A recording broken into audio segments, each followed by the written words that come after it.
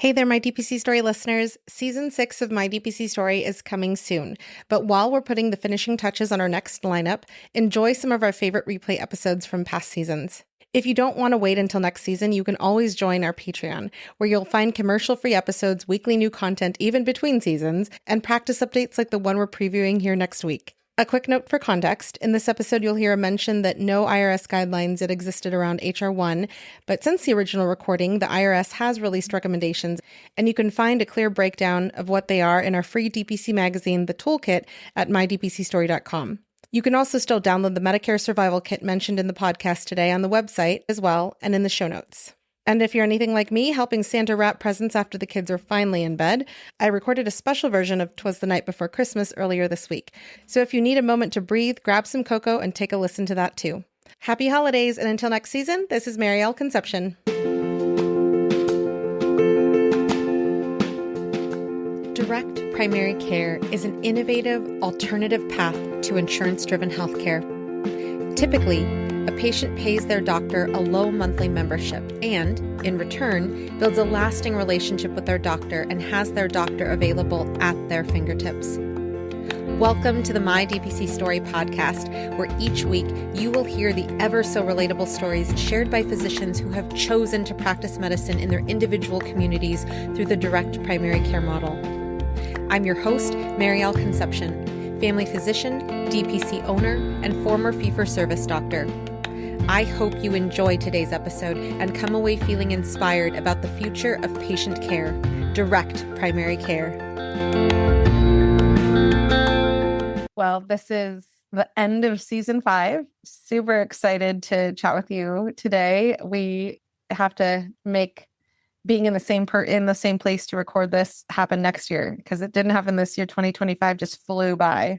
Agreed. I had told Marielle last year, just to give people a little insight of what she's speaking of, is, hey, wouldn't it be fun if we were sitting in a little cabin by a fireplace doing this DPC podcast in person instead of always doing it by phone? Although that did not happen because the world happens and kids happen. I can tell you God wanted to kind of reenact that for us in his own way, because it was a snowstorm this weekend here in Nebraska. So we get to at least have a little bit of snow, and I sat by a fireplace. Did you? So no snow in Arnold, but we've had the fire in our fireplace going for maybe a week and a half now. And love it. There is nowhere else in the world that I want to be except for in front of a fire. I mean, I lean into that, and I live by it so much that I have melted pants in front of the fire because it felt so good. I love being that kid. Yeah.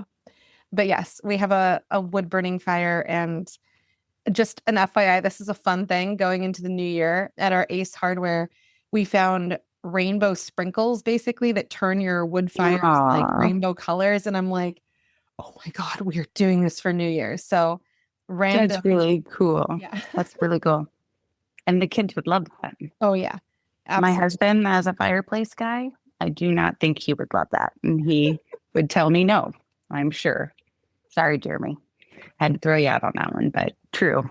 It's always awesome to catch up and connect. And I think that this year especially, our clinics have gone on like they do every year, but at the same time, the world around us has changed, and there's so many changes coming. So it's going to be a fun conversation today for sure. Mm-hmm.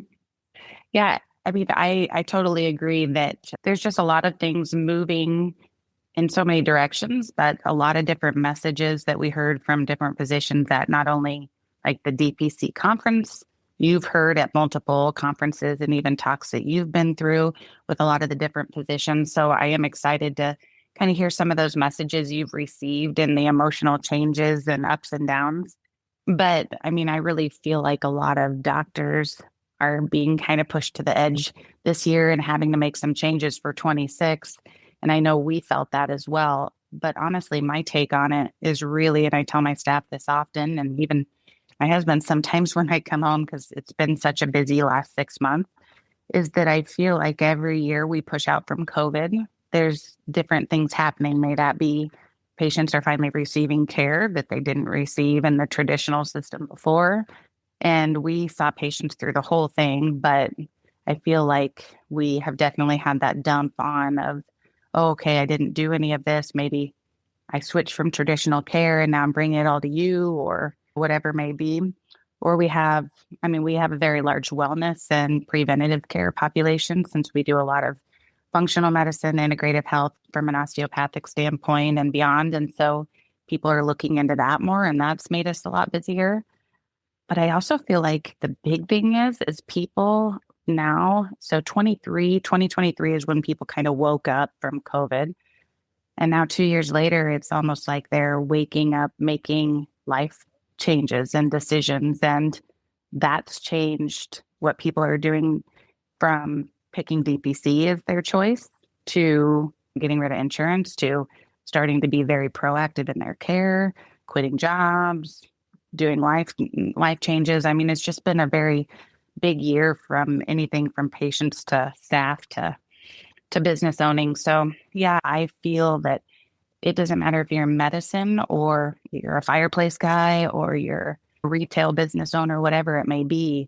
I sit in those exam rooms and those patients they're overwhelmed. They don't know what to do. And I feel like it used to just be me as a doctor and my colleagues, right? But now like the whole world is just kind of grasping, right? So hopefully this episode can bring people some resources and even direction because I think we're all just looking for some sort of path, right? To put it all together.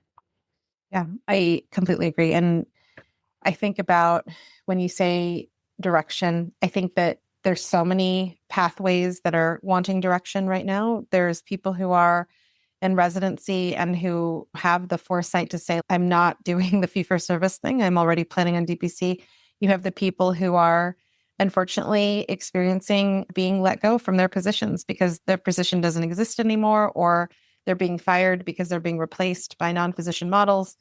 I will say that until the day I die because it's so irritating that that happened to my husband and continues to happen to other people. And those of you who have listened to the podcast have definitely heard that verbiage from my mouth before. But I think about the people who are also just done with the system. And we see a lot of specialists even who are saying like, this is ridiculous. I can't Mhm. just keep being worked to the bone. And we're like, over here in primary care land, we completely feel you because it's ridiculous how it doesn't actually matter what your degree is or what your training is or what your capabilities or specialties are.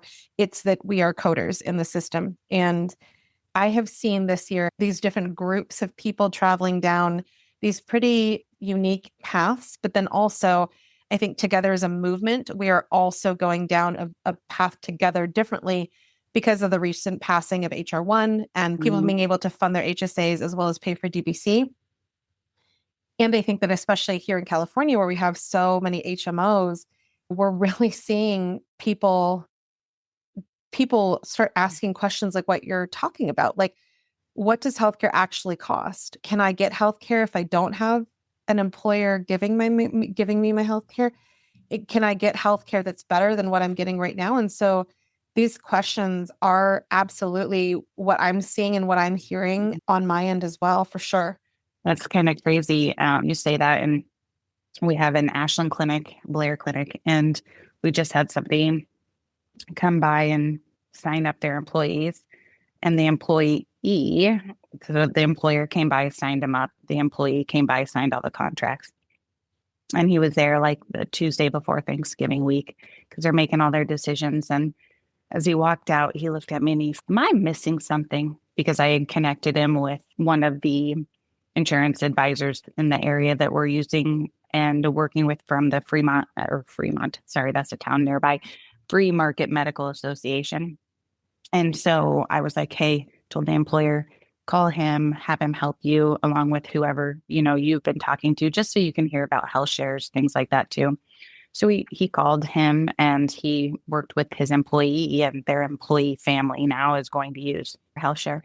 And so this employee is looking at me as he walks out and he's, am I missing something? We signed up for health share, and the rep and your insurance advisor like made that way too easy.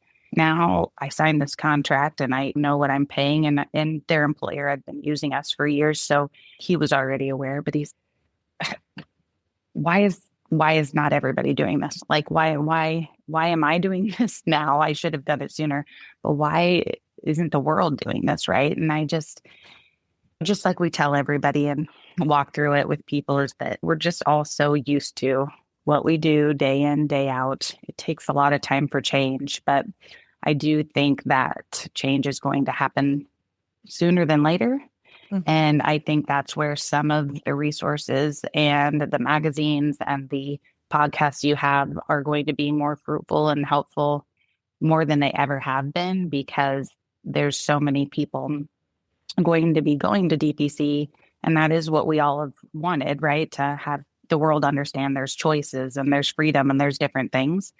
But it's really hard having that happen right now, coming off the backs of COVID and so many system inefficiencies because we had to pour so many things so quickly into change that a lot of us DPC physicians didn't even want to do because we weren't utilizing paperwork and the system and right. So that's changed a lot over the last 5 years. And I just got done telling some of my staff this last week at looking forward into 26, just even from a entrepreneurial, like financial side and like business side, this is the first time we've made it almost 6 to 12 months.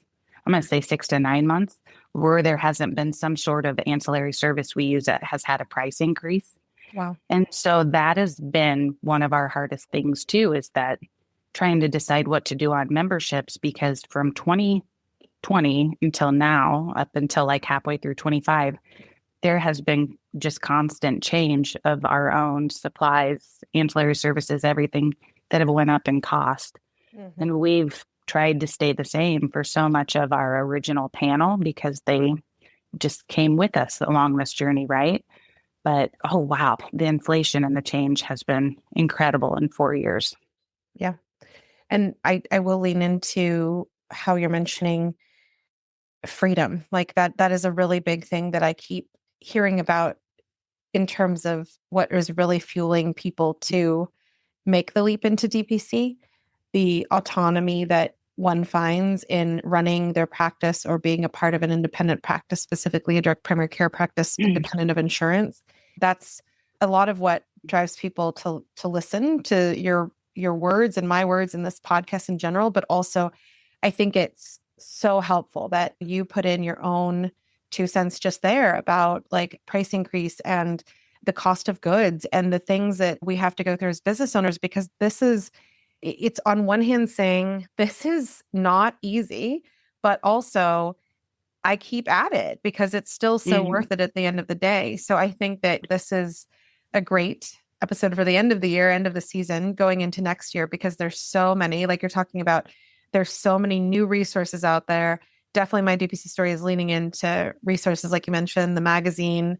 Our magazine just came out for December, and just really listening to our listeners, especially, and just people who contact me through my clinic work. And so yeah, I say that in the sense that there's so many ways to craft your autonomy, craft your freedom going into next year, despite what policy is or is not going on in your state or your locale. So in our location right now, the Free Market Medical Association has are always been going on, right? But I feel like just with some of the change this summer with the HSAs and DPC, and then also just the growth overall across the United States, that free market side from an Omaha kind of perspective and surrounding is really pushing forward, trying to get a lot of change. And I know that we've always had the cash pay surgical side that I had helped incorporate years ago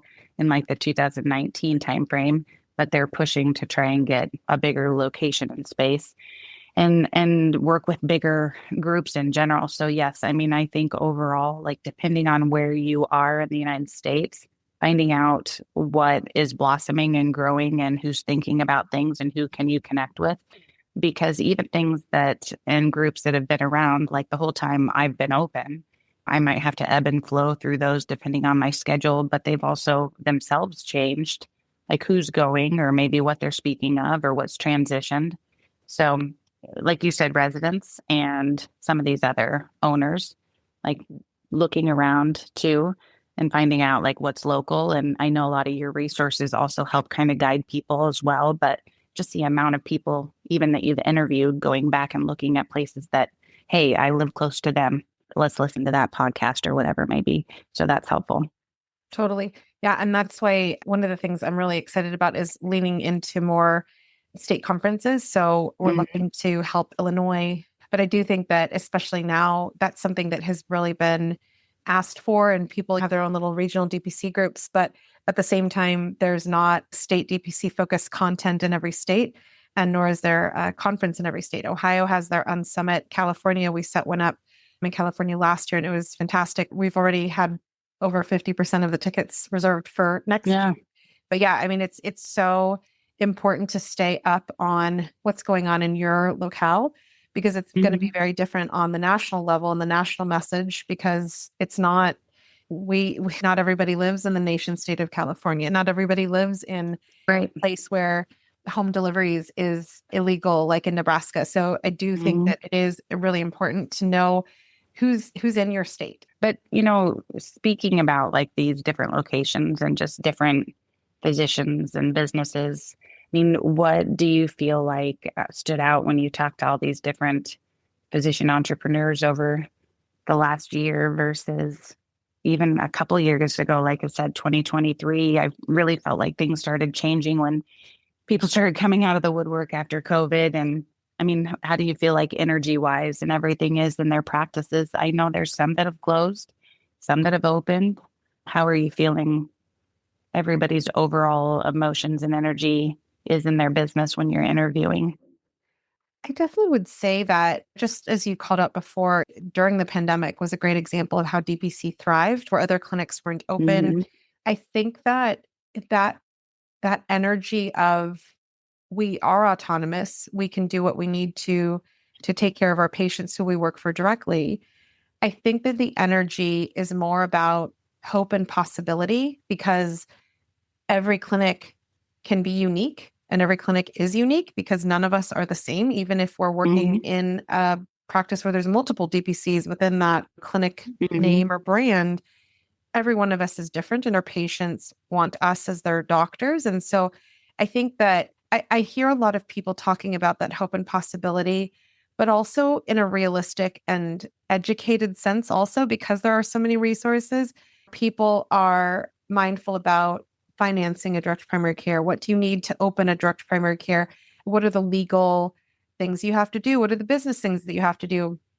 Generally, these things are so easily found online. It's not so much of a like, oh, I could never do that mentality, because there's a lot of survival mode out there right now. And sadly, Mm-hmm. and we're tough people. We went to medical school. So it's like we've been in survival mode before.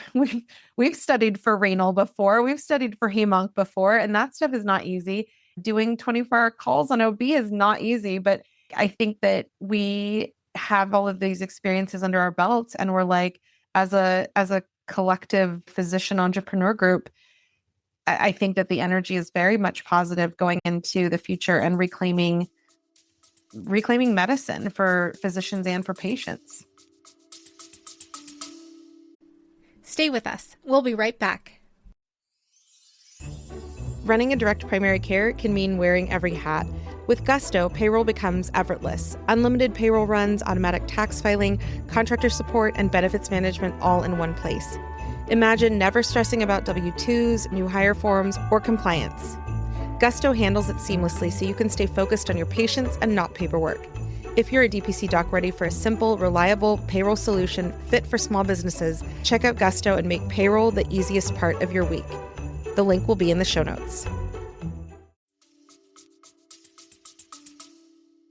Yeah, and I honestly think the DPC community is the way to do it and the ones to do it, because one thing that I enjoy seeing when I'm at the DPC conferences online on Facebook per se, but really like when I hear your podcasts and just the years that I even put into it and watch the growth is, I mean, creativity is like the biggest word I can think of anytime I think of the DPC community, because if it hasn't been created yet, oh, by golly, you better believe it's going to be, because I mean, these physicians are so stinking smart. And there's this artsy or artistic side of us, a lot of the DPC physicians that I think were wanting to be used, but we didn't know that that was possible out of a little box in a hospital or a pod, because we are in medicine so black and white. But I do think there are some things that even COVID allowed all of our brains to grow and be creative, because we were able to step out of boxes and say, hey, we can try and work with our patient panel and do things this way, or create a clinic that looks like this. I mean, some of the time we were forced to be creative and think of new ideas. But I mean, leave it up to the DPC community. They're going to be creative and build something for the future. And I see that every day when I talk to them, see them. I think the hardest part in all of DPC, though, truly is just, as a physician, you are trying to keep things structured. And that's obviously even in our decision making that we're trained to do and all of these things. Yes, we live in chaos. We thrive in chaos. They teach us to do that, so the balls don't drop. But it's like when you go into the entrepreneurial side now, yes, you're used to thriving in chaos, but you're trying not to make it chaos. Like, you're trying to provide structure. And I don't know, I feel like it was doable until we got to COVID. And then it was like, gosh, I was really trying to make this environment structured and do the best I can. And then you're just throwing your hands up to get through every day. So some of the biggest things that we're working on in 26, and we have literally worked on for the last 90 to 120 days, is redefining our structure and what the healthy human is now and 20 going into 26. Some of that we needed to do regardless, because like I said, like a lot of the payment structures or inflations or things like that are kind of coming to an end and stabilizing a little bit. But there's been the change with the HSAs.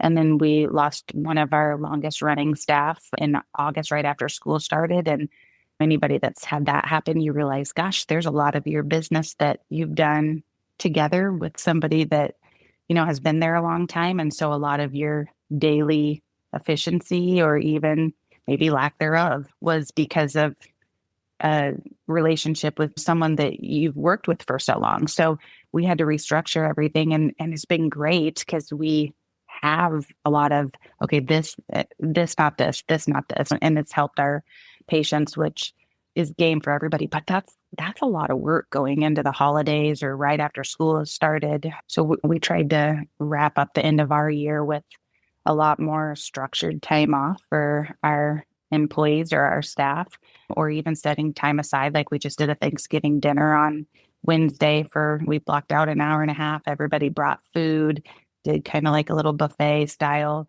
just trying to focus on things that we did back when we were open in 2018, going backwards in time to some of those things so we don't lose that.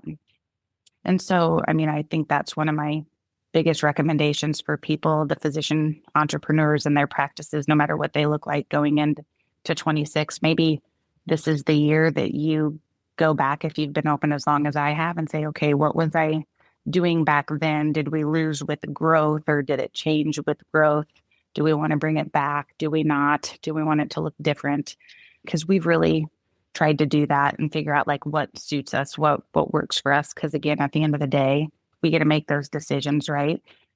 So we've really focused on that with the loss of that employee. And then the other big thing is trying to decide really what 26 might be if, say, our patient panel was all the same. Like, what is our big focus? And for me, a big driver is education, educating our own panel, but also going back to doing some training sessions for physicians. And some of the things that I get constantly asked about at the conferences that I really haven't made a priority, because I was trying to focus on how do I manage our growth and our construction and everything with our buildings. And so now that all that has come to an end in 25, it's time for us to really redefine like what our clinic looks like, and even what my goals are. And going back to, I love to teach that. And I feel like when you're at a conference, you are talking to 15 people at one time, and that happens to you too with the podcast. So being able to focus on a couple people, maybe physicians, or even when I think about like my community and my patient panel and those outside of like group education and utilizing our space here on Main Street that's 3 stories so we can use that for more of a community type event. So 26 will look a little different for us for sure. Yeah. And I think that that difference is not necessarily a bad thing. Like you're talking about, there's the opportunity where we don't even necessarily have that opportunity in an employed model, in a corporate employed model, where we can look back to see like, what did we do? Did that work before? Should we do it again? How could we do it better? How could we do it different? Or those types of decisions aren't even our own when we're in a corporate model. And so, I Mhm. when you also I want to say here too, when you talk about what's one thing that could be a difference in 2026 for me, having a person in person would be lovely at Big Trees MD. We have talked about this, but for the audience, I literally went through, so I have an HR company that's helping me go through the hiring process, meaning I'm learning so much about HR that I had not known before in terms of structure and in terms of making a job description and all of these things that that's HR is not my strong suit. I can make a magazine any day, but ask me to hire someone, oh, that's painful. And so I've had a really great experience doing that, working with a pro HR team. But then the person that I had hired, she quit like 10 days after she started.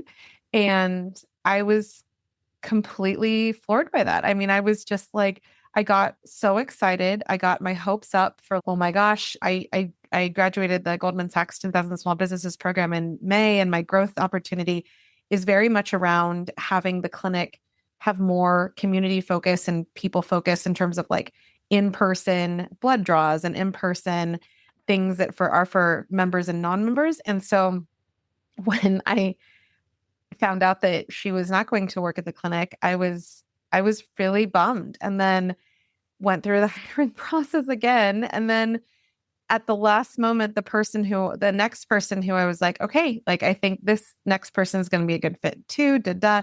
And then she declined the offer, even though we offered her the position. And I don't mean to be A negative, lot. Nancy, but we are in rural America, and it's not the easiest thing to find like people who the pool of people is just going to be less in rural America.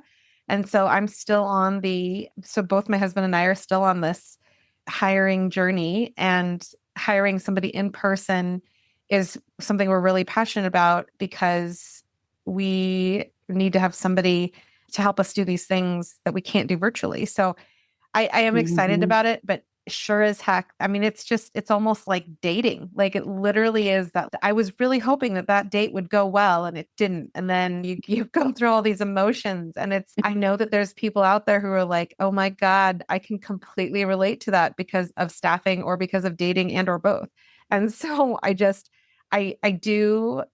excited to leave 2025 behind, but I am really hoping that 2026 is, for our clinic especially, going to be much more streamlined in terms of my husband and I really focusing on the physician things and not necessarily doing all the hat wearing things of everything that is like patient messaging and sending of referrals and such, because that just does not bring me joy. Cleaning the toilets, I got you, man. Taking out the trash, no problem.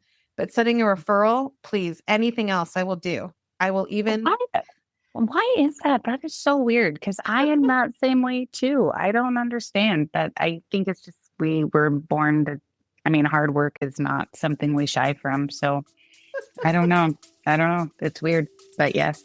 Yeah. Stay with us. We'll be right back. To all the My DBC Story listeners out there, if you're not earning extra income for your medical expertise, you're leaving money on the table. With Sermo, you get paid for short specialty match surveys you can do between patients or after clinic. It's free, clinician only, and the honoraria add up fast. I use it, and thousands of other doctors use it, and it's one of the easiest ways to boost your income without adding more shifts. Tap the link in the show notes and start earning today.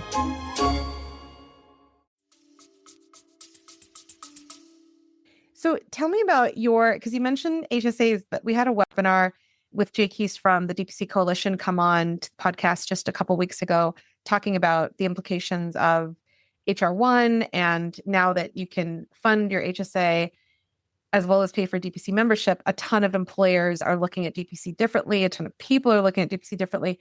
And just a point of clarification here, I will say that the DPC Coalition, for those of you who aren't aware in terms of there's so many organizations out there, the DPC Coalition in particular is all about advocating for DPC and policy.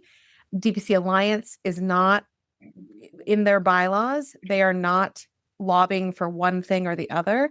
So if you are interested in getting into policy, I definitely would say check out the DPC Coalition, dpcare.org, because that is where you're going to focus on speaking your mind, speaking your story, and impacting policy as we go forward. And I haven't even asked my question to you, but it's like, I do encourage people, if you have the desire to help shape policy so that we don't recreate a fee-for-service system and we don't lose our autonomy, this is the time to start sharing your stories. And the coalition can help you create a strategy to do that, whether you're local or national. But just in terms of the healthy human, how has HR1 impacted your practice and your patients, even conversation-wise, as well as membership-wise? I don't think we're going to see that change maybe here locally necessarily until 2026. Like we had to get through like open enrollment and some of these insurance contracts that people are with employers and as an employee and et cetera. And what I mean by that is I don't know, maybe I just have a large amount of people in Blair and Ashland that think like I do, like almost, okay, I'm thinking ahead proactively, but right now I just need to get through what's going on, meaning November's open enrollment, thinking how that's going to affect us. So, I mean, we've seen some people that are reaching out to enroll now, like I said, some of these employers, et cetera, but I feel like we're going to see the impact of that more like as we hit January 26th, or even maybe in 2026 when people realize like all the different changes, even in insurance premiums and everything. DPC in this area is getting to be more well known. So I feel like we've drove some of that. And I feel like people here, we're almost making a decision on if they like DPC with or without if HSA was included or not. It's either Totally. they value medicine and they like the thought of it. I don't know that was the big driver. It's more, hey, this is going to be a big perk, not so much a big driver. So I could be wrong. We'll see what 26 looks like, but I haven't seen a big change per se from summer until now, other than, hey, that's great. We're excited. We see DPC Compass moving, but I feel like for the community around here and even like Nebraska where I'm at, it's more of, like I said, it's a perk, not necessarily the driver. Yeah. And I think that I think that's relatable in a lot of geographic places right now, especially because we don't have necessarily the regulatory guidelines from the IRS on HR1 as of the date of this recording. But I will say that as you talk about creativity, I think that this is where people are going to get very creative, especially employers. As to on the recording we did, there was talk about could employers fund HRAs as well as fund an HSA. It's a very interesting time. And I will say also that you're totally spot on. It's not everybody pays with an HSA. And I will say that is probably one thing as a take home for everybody is if you did one thing about HR1 in preparation for next year, find out like what is your patient population in terms of who has an HSA, who wants to fund their HSA, who is funding their HSA, who's paying with HSAs, because yes, we are, as Dr. Filescu has said, like we are not the tax person, but knowing more information about your patients, it definitely gives you a little bit more of a solid footing as regulations come out. So that would be my one tip there. And I will say also that there was a lot of confusion because when I put out our open enrollment toolkit, and now the first period of open enrollment for 2025, 2026 has passed, but now there's going to be open enrollment again in January. But I will say that this is exactly why we put out our open enrollment survival kit, because For our patients, we have a ton of Medicare patients who are eligible by age, and knowing that these changes were going to be coming down the pipeline, especially cost of medications, cost of premiums, all of these things, we specifically developed this toolkit, the survival kit, to basically like figure out who to screen amongst your patients to have an open enrollment conversation about the value of DPC and open enrollment. It gives a lot of scripts that you can use in your clinic, but also just copy and paste things in email for emails and even your patient portals.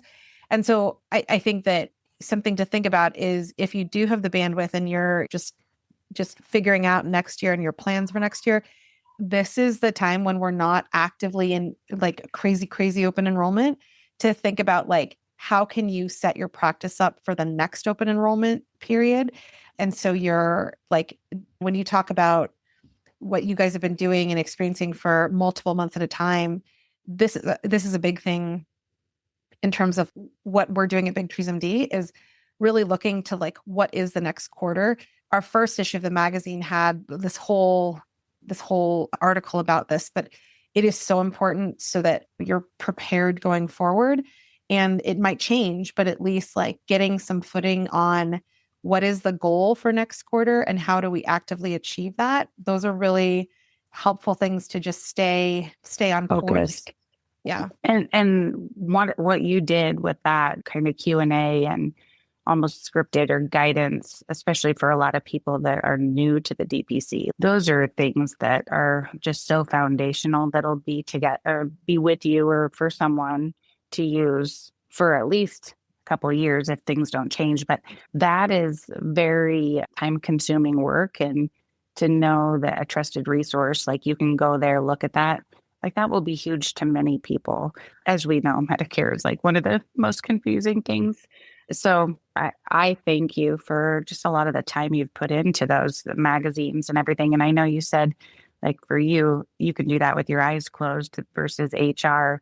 And we all really do have our strong suits. But it is wild, just like how some things that seem so complicated to so many people, like a lot of us just can, oh, what do you mean? That's easy. And I love it. And I'm passionate about it, which is why we all kind of have, again, our own little creative journey through all of this DPC that we've navigated, because we've kind of picked apart things that we do well or we really enjoy, or maybe people come to us and ask our guidance. But some of those foundational items and resources have just been huge, Marielle, and people. Well, I applaud you because I know how much time it can take you, especially with little kids running around. But like you said, with HR and staffing issues and difficulty over the last 5 years, I'm just really excited of, I hate to say this, but almost like wrapping up the last 5 years of this uncertainty and craziness, because I really do feel like, I don't know, maybe because it's an even year, maybe 26 is better than an odd year. I don't know, but Don't say I anything, because I said the same thing about 2020. I was like, I'm so excited. It's the Barbara Walters year. It's even. Oh my God. Oh my gosh. Oh, and then look, we had babies. But no, I'm really hopeful for this coming year. I do want to call out here also that with creativity on the table, you have also been working on going beyond the talking to people at conferences, specifically about when it comes to women and hormones in general. This is something that you are so passionate about. And also it's also something that so many people look to you for guidance on. And I know that that's something that I wanted to make sure the audience knows about. Over the last 5 years, where it's already time to sit and redefine, what does practice look like? What does career passions look like? I think it actually even made me realize like how much I miss even teaching and training my own colleagues and talking to them. And at conferences, I feel like when I go there, I am focused on trying to help people and answer their questions on OB and like I said, regenerative hormones, those things. But there's never enough time to do that. And because I really do practice very uniquely when it comes to hormones, because I'm a very risk averse person, like we're thinking through like, why are we doing this? Who is it for? What's the right option?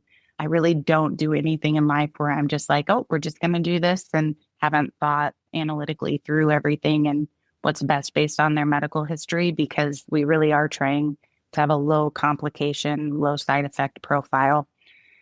So I do just take a lot of time for hormones and replacement and autoimmune disease and all the women's and men's health. So when you talk about classes and training, that's the part that probably would drive people crazy about me, is that I like to gear it based off who's coming, who's educating with me, what do they want from the program. I can teach and train a lot, and there's just never enough time in the day. So focusing on what people want is and going to be beneficial to their practice. May that be if we do 1, 2, or 3 individuals at a session versus have it be more like 6. I don't really like to have more than 5 or 6. Even when we had our mastermind, it was pretty big and we were jumping all over, but there were other physicians here and even reps helping.